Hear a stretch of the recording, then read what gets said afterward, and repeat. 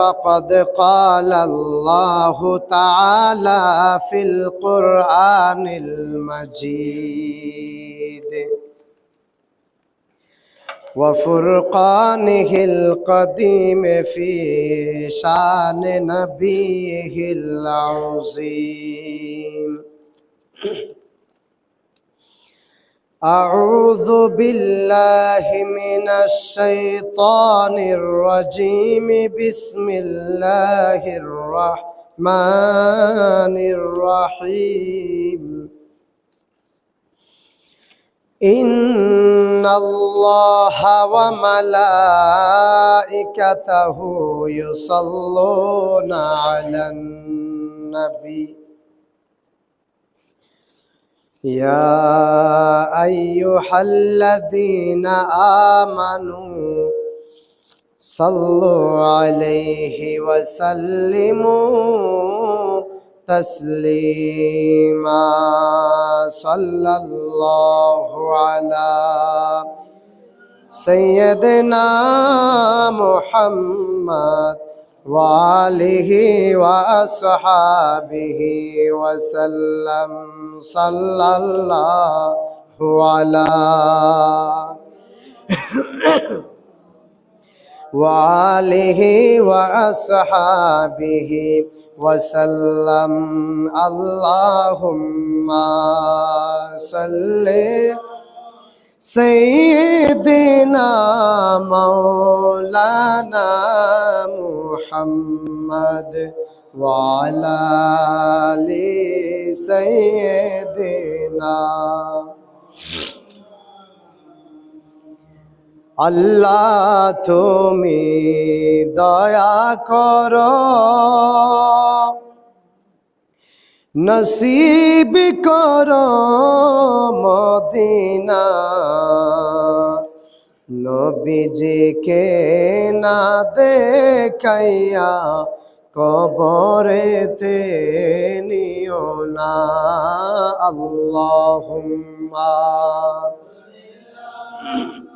سيدنا مولانا محمد وعلى آل مولانا صلاة يا رسول الله عليكم। আর মোহাব্বতে বলুন সালাতুন ইয়া রাসূলুল্লাহ আলাইকুম।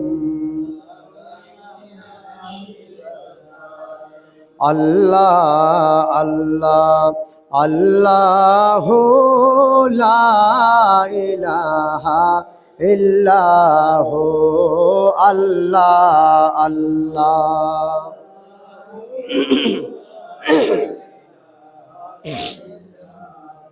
ঘুরে এসো আরব দেশে ফুটিল এক ফুল।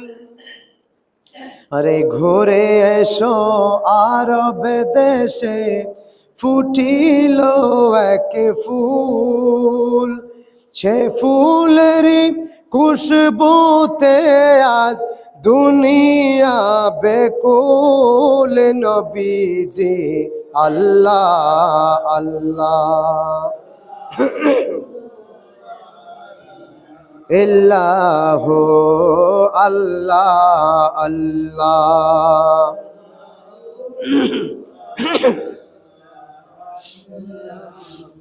أعوذ بالله من الشيطان الرجيم. ببركة بسم الله الرحمن الرحيم. إنهم كانوا لا يرجون حسابا وكذبوا بآياتنا كذابا وكل شيء أحصيناه كتابا فذوقوا فلن نزيدكم إلا عذابا صدق الله مولانا العظيم وصدق رسوله النبي الحبيب الكريم। উপস্থিত আজকের এই পবিত্রতম জুমায় আমার শ্রদ্ধাভাজন মুসল্লিন করম, সমবয়সী বন্ধুরা এবং স্নেহের ভাইয়েরা, বিশেষ করে মাইকের মারফতে যারা আমার আওয়াজ শুনতে পাচ্ছেন, আমার সম্মানিত পর্দানশীল মা ও বোনেরা, আরেকবার আমার সালাম গ্রহণ করুন। আসসালামু আলাইকুম ওয়া রাহমাতুল্লাহি ওয়া বারাকাতুহু। সর্বপ্রথম মহান রব্বুল ইজ্জতের দরবারে অগণিত শুকরিয়া জ্ঞাপন করছি যে আল্লাহ সুবহানাহু ওয়া তাআলা আজকের এই পবিত্রতম জুমায় আমাদেরকে আসার, বসার এবং কিছু কথাবার্তা বলার এবং শোনার তৌফিক দান করেছেন। সেই মহান মনিবের দরবারে আমরা সকলে সমবেত কণ্ঠে উচ্চ আওয়াজে শুকরিয়া জ্ঞাপনার্থে একবার বলি আলহামদুলিল্লাহ। আরেকটু মহাব্বতে বলিন আলহামদুলিল্লাহ। সাথে সাথে সৈয়দুল মুরসালিন, রহমাতাল লিল আলামিন, তাজদারে মদিনা, শফিউল মুজনবিন, খাতামুন নবিয়্যিন, হুজুর পুন্নূর সাল্লাল্লাহু আলাইহি ওয়াসাল্লামের রওজা মুবারকে অগণিত সালাত ও সালাম পেশ করছি। প্রিয় হাজিরিন, আমরা সূরা নাবা নিয়ে গত প্রায় 10 জুমা পর্যন্ত আমরা আলোচনা করেছিলাম, অর্থাৎ 10 পর্ব পর্যন্ত আমরা আলোচনা করেছি। পবিত্র কালামুল্লাহ শরীফের 30 নম্বর পারার প্রথম নম্বর সূরা আন-নাবা, এটা নিয়ে আমরা কিছু কথাবার্তা বলতেছিলাম বিগত প্রায় কয়েক জমা ধরে। আজকে তারও ধারাবাহিকতায় সামান্যটুকু নিচে এসে আল্লাহ পাক আমাদের জন্য কিছু সুসংবাদের কথা বলেছেন। ইতিপূর্বে আল্লাহ তাআলা আমাদেরকে দুনিয়ার জমিনে কেন পাঠালেন সেগুলো বলেছে। আমাদের রিজিকের মালিক যে আমার আল্লাহ, সেটা বিভিন্ন ধরনের উদাহরণ দিয়ে আল্লাহ পাক আমাদেরকে বুঝিয়ে দিয়েছেন। এবং এই দুনিয়ার জমিনে যার যতটুকু হায়াত থাকবে, মানুষ ততটুকু এই দুনিয়ার জমিনে অবস্থান করতে পারবে। হায়াতের বাজেট যেদিন শেষ হবে, সেদিন আমার আপনার এই দুনিয়ার জমিন আর জায়গা হবে না। যেদিন হায়াতের বাজেট শেষ, আমাদের এই দুনিয়ার জমিন আর জায়গা হবে না। মাটির নিচে আমাদেরকে দিয়েই দিবে। যত আদরের সন্তান হোক, যত আদরের মা বাবা হোক, এই পৃথিবীর সবচেয়ে বেশি আমাদেরকে ভালোবাসে এরকম মানুষও যদি কেউ থাকে, তারাও আমাদেরকে দুনিয়ার জমিন আর রাখবে না, তারাও আমাদেরকে আমাদের মাটির নিচে ঢুকিয়ে দিবে। সুতরাং এটার মানে আমরা এটাই বুঝতে পারি যে ক্ষমতা বলেন, শক্তি বলেন, বুদ্ধি বলেন, জ্ঞান চর্চা বলেন, বাহাদুরি বলেন, ক্ষণস্থায়ী। এই দুনিয়াটা ক্ষণস্থায়ী। তো আখিরাতেরটাই হলো মূল, ওটাই হবে চিরস্থায়ী। সুবহানাল্লাহ। তো আল্লাহ তাআলা আমাদেরকে সেগুলো একটু একটু করে দাফে দাফে করে জানিয়ে দিচ্ছিলেন। এই দুনিয়ার জমিনটা সব মানুষের জন্য ক্ষণস্থায়ী। কেউ যদি মনে করে না আমার অনেক সময় লাগবে, আল্লাহ বলে না বান্দা, সময় লাগবে না, একদম সংক্ষেপ, খুব বেশি সংক্ষেপ এই দুনিয়ার জমিনটা। হয়তো আমরা ভুলে যাই, দুনিয়াবি মায়ায় পড়ে, দুনিয়ার মহাব্বতে পড়ে, ছেলে মেয়েদের মহাব্বতে পড়ে আমরা সেগুলো ভুলে যাই। তো আল্লাহ তাআলা আমাদেরকে এগুলো সম্পর্কে জানিয়েছিলেন। এবং গত জুমায় আমরা আলোচনা করেছিলাম, আল্লাহ তাআলা আমাদেরকে সতর্ক করেছেন যারা জাহান্নামে যাবে তারা সেখানে চিরস্থায়ী বসবাস করবে। জাহান্নাম থেকে ব্যাক হওয়ার আর কোনো সুযোগ থাকবে না। একদিনও যদি থাকতে হয়, জাহান্নামের একদিনের নয়, এক মুহূর্তের শাস্তি ভোগ করার মতো ওই রকম ক্ষমতা আমাদের নাই। বিশাল আযাব থেকে আমাদেরকে বাঁচতে হবে। আল্লাহ পাক সেটাও গত জুমার মধ্যে আমাদেরকে জানিয়ে দিয়েছিলেন। ঠান্ডার কোনো ব্যবস্থা নেই। সামান্য গরম হলে আমরা কি অবস্থা হয়ে যায় আমাদের, আবার ঠান্ডা হলে গরমের জন্য কিরকম পাগল হয়ে যায়। শীতকাল আসলে মানুষ কত রকম শীতের কাপড় পরি, একটু উষ্ণতা অনুভব হওয়ার জন্যে। কিন্তু যারা জাহান্নামে যাবে তাদের তো সব কিছু বিপরীতই হবে। এই জন্য আমার আল্লাহ তাআলা সেখানে বলেছিলেন ইল্লা হামিমা ওয়া গাসাকা, যারা জাহান্নামে যাবে ওদের জন্য পানির ব্যবস্থা হবে কিরকম, পুঁজযুক্ত পানি, পচা রক্ত, এই বিষয়গুলো তাদের খাবারের অন্তর্ভুক্ত হবে। ফি সামুমি ওয়া হামিম, আমার আল্লাহ বলতেছেন ঠকবকে গরম পানি সেখানে জাহান্নামীদেরকে দেওয়া হবে। আমরা গত জুমায় এই বিষয়ে কথা বলেছিলাম। কেন এটা হবে? আল্লাহ তাআলা বলতেছেন কেন আমি তাদেরকে শাস্তি দিব, কেন জাহান্নামে দিব? আমি তো তাদেরকে সৃষ্টি করলাম, আমি তাদেরকে তৈরি করলাম, আমি তৈরি করে আমি জাহান্নামে দিব? আমি তো সেই রব নয়, আমি তো রহমান, আমি আল্লাহ তো চাই আমার বান্দাদেরকে জান্নাতে দেওয়ার জন্য। আল্লাহ তাআলা নিজে নিজে বলতেছেন আমি বান্দাদেরকে জান্নাতে দিতে চাই, কিন্তু কারা যাবে জাহান্নামে? আল্লাহ তাআলা সেটাও ভেঙে দিলেন, জাযাআও ওয়িফাকা, এটা হবে তাদের ফলস্বরূপ। যে যেরকম কাজ করবে সেরকম ফল পাবে, এটাই বাস্তবতা। যে যেমন কাজ করে তেমন ফল পাবে। আমরা যখন সবাই নির্দিষ্ট নিজ নিজ অবস্থান থেকে ছোট ছিলাম, তখন আমাদের মা বাবা আমাদেরকে পড়াশোনা করানোর জন্য অনেক চেষ্টা করেছিল। করছে না? এটা কেউ অস্বীকার করতে পারবে?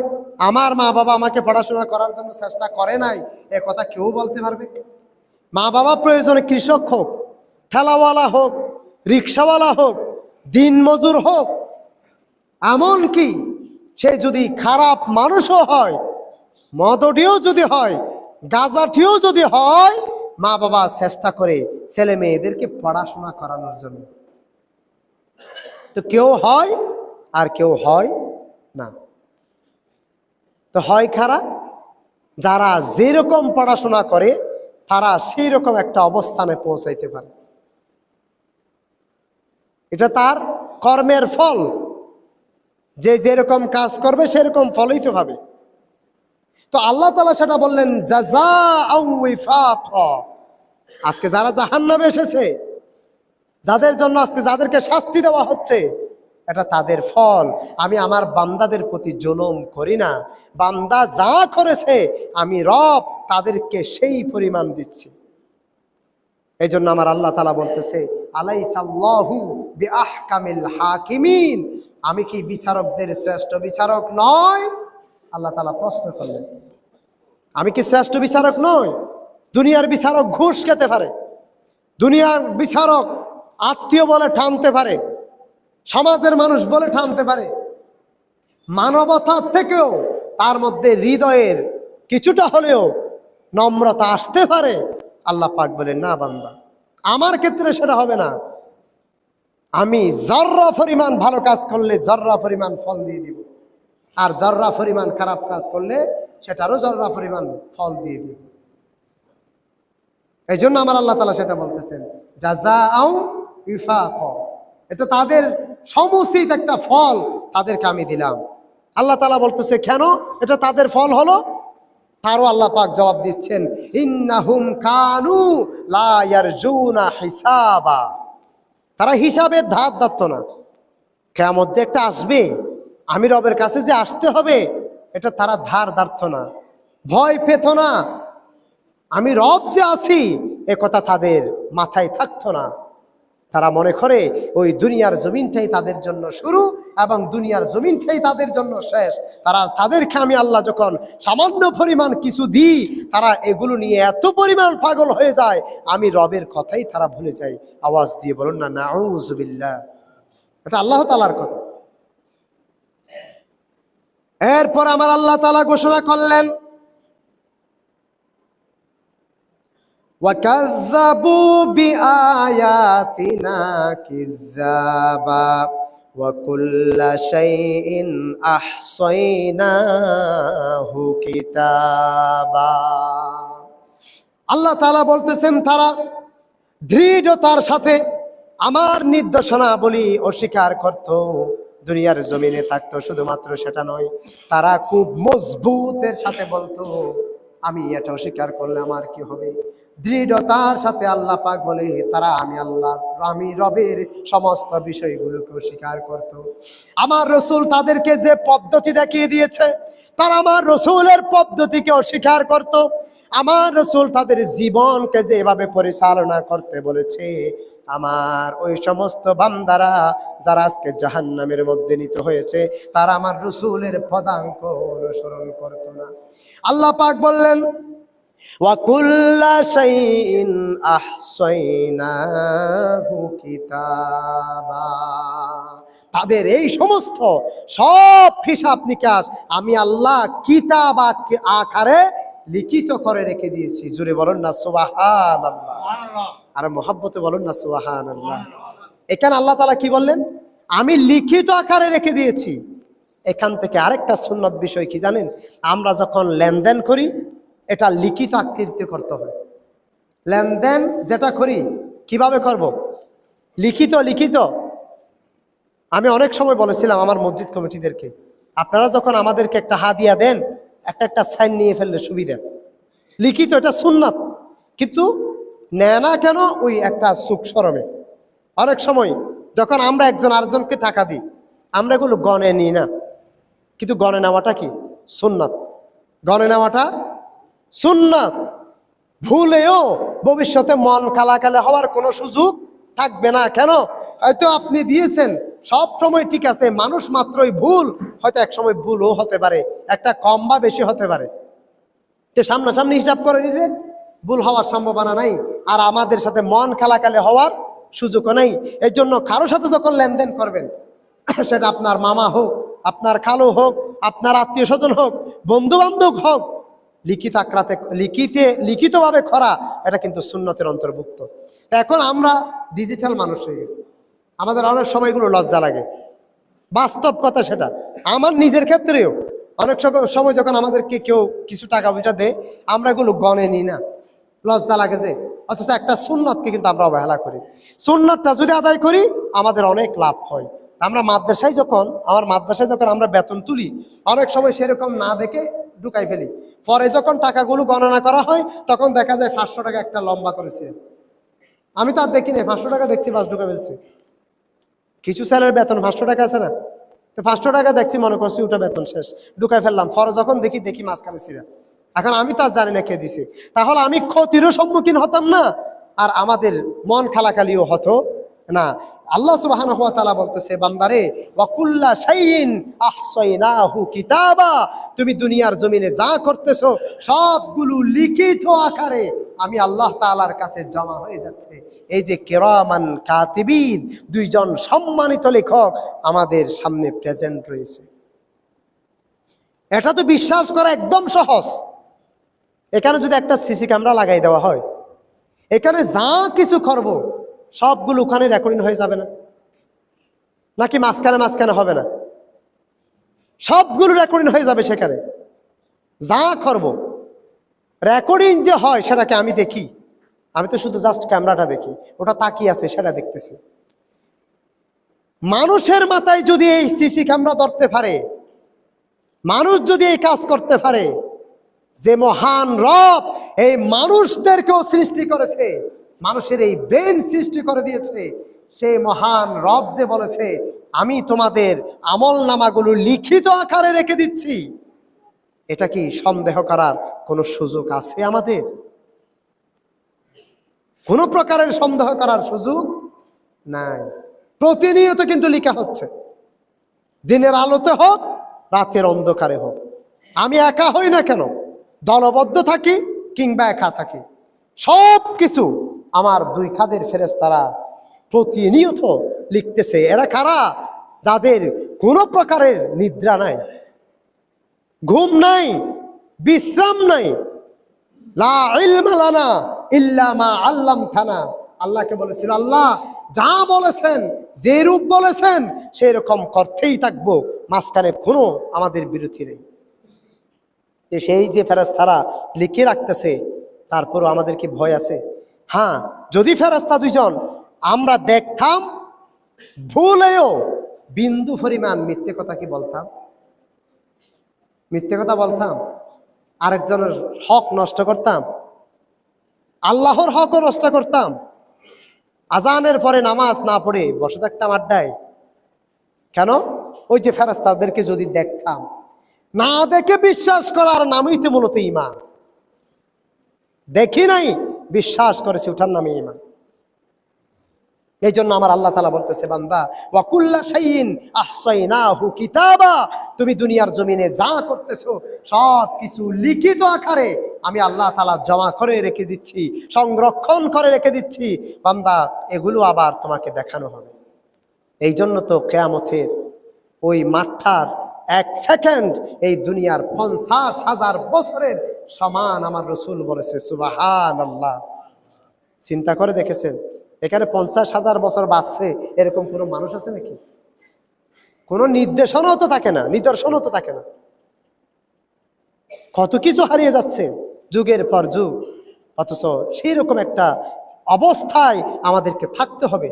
মা বাপ থাকবে না, ভাই বোন থাকবে না, স্ত্রী পুত্র থাকবে না, আজকে যাদের জন্য আমরা জীবন দিয়ে দিচ্ছি ওরা থাকবে না, টাকা পয়সা থাকবে না, ঘর বাড়ি থাকবে না। এগুলো তো আমাদের সুখের দেখার সামনে।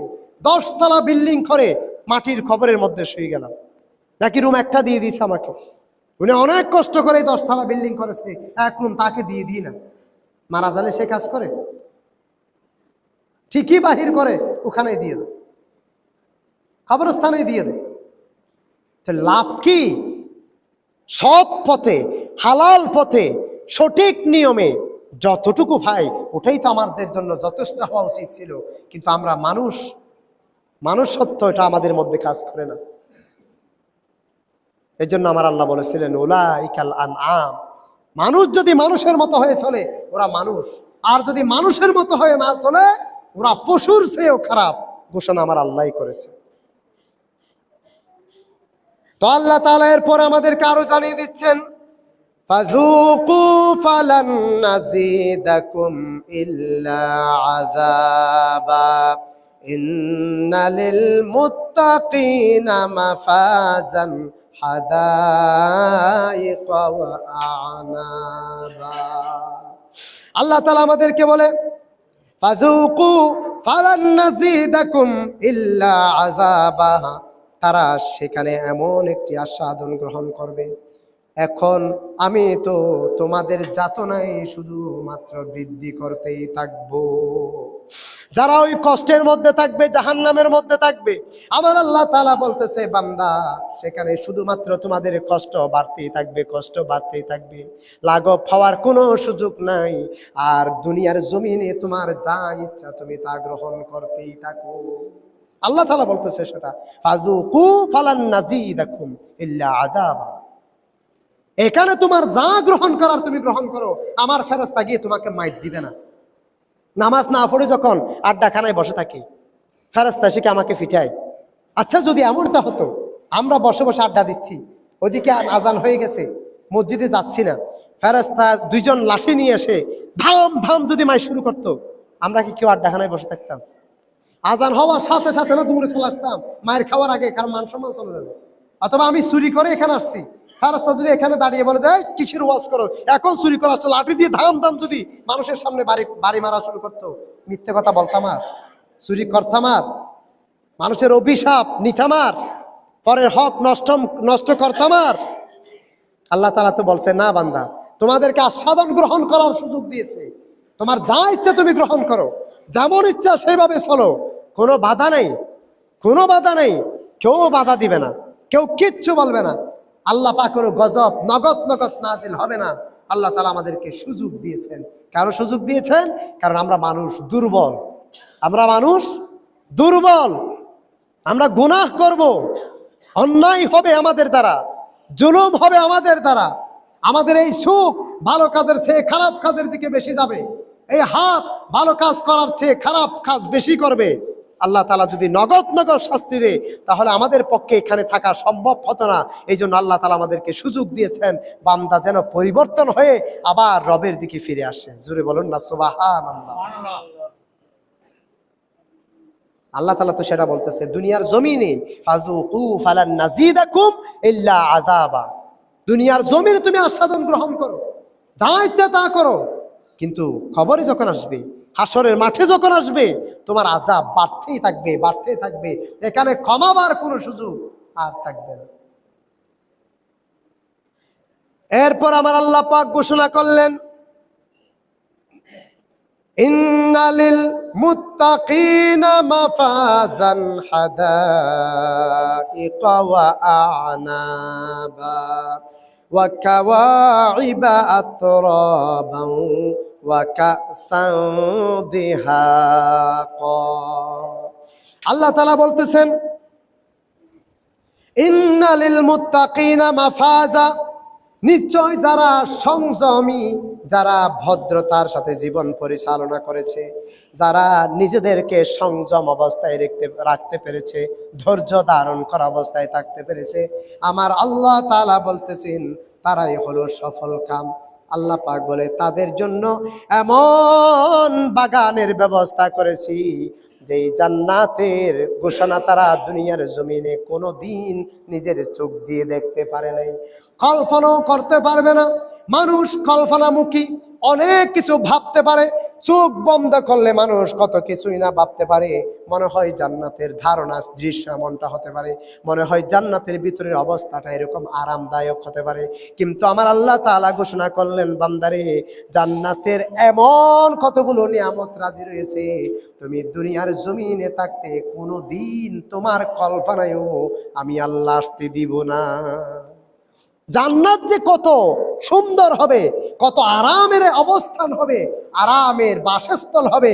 আল্লাহ তাআলা বলতেছে, বান্দা, দুনিয়ার জমিনে থাকতে তুমি তো চোখে দেখবেও না, কানে তো ওই রকম কথা শুনতে পাবেই না, তোমার ধারণার মধ্যে আসবে না আমি আল্লাহর জান্নাত কত নিয়ামতপূর্ণ হতে পারে। জোরে বলুন না সুবহানাল্লাহ। এটা আল্লাহ তাআলার কথা। এই জান্নাতে যদি যেতে চাই, তাহলে আমাদেরকে আল্লাহর কাজ করতে হবে। আল্লাহর কাজ বলতে কি? আল্লাহর কাজ বলতে কি শুধু নামাজ পড়া? আল্লাহর কাজ বলতে কি শুধু রোজা রাখা? আল্লাহর কাজ বলতে কি শুধু তাসবিহ জপা? আল্লাহর কাজ বলতে কি শুধু হজ করা? না না, আল্লাহর কাজ বলতে সেগুলো না। একজন মানুষের পুরা জিন্দেগিতে যা করবে, সকাল থেকে সন্ধ্যা পর্যন্ত যা কাজ করবে, সবগুলোই মানুষের আল্লাহর কাজ। আপনি ঘুম থেকে উঠবেন, আল্লাহর নাম দিয়ে শুরু করেন, এটা আল্লাহর কাজ। আল্লাহুম্মা বিইসমিকা আমুতু ওয়া আহইয়া শুরু হলো কার নামে? একটু মহব্বতে বলেন না, কার নামে? দুনিয়ার কারো নাম আছে এখানে? ওখান থেকে উঠে আপনি ওয়াশরুমে যাবেন, আল্লাহুম্মা ইন্নী আউযু বিকা মিনাল খুবুসি ওয়াল খাবাইস, কার নামে ঢুকলেন? তো ওয়াশরুমে ঢুকলেন যে, সেখানেও সওয়াব। ঘুম থেকে উঠলেন, সেখানেও সওয়াব। ওয়াশরুম থেকে বাহির হবেন, আলহামদুলিল্লাহিল্লাযী আযহাবা আন্নিল আযা ওয়া আফানি। ওয়াশরুমে দুনিয়ার সবচেয়ে নাফাক একটা জায়গা, সেখানেও যতক্ষণ বসেছিলেন সওয়াব লিখে দিবেন কে? মহব্বতে বলেন কে? আল্লাহ। তো সে আল্লাহর কাজই তো আমাদের কাজ।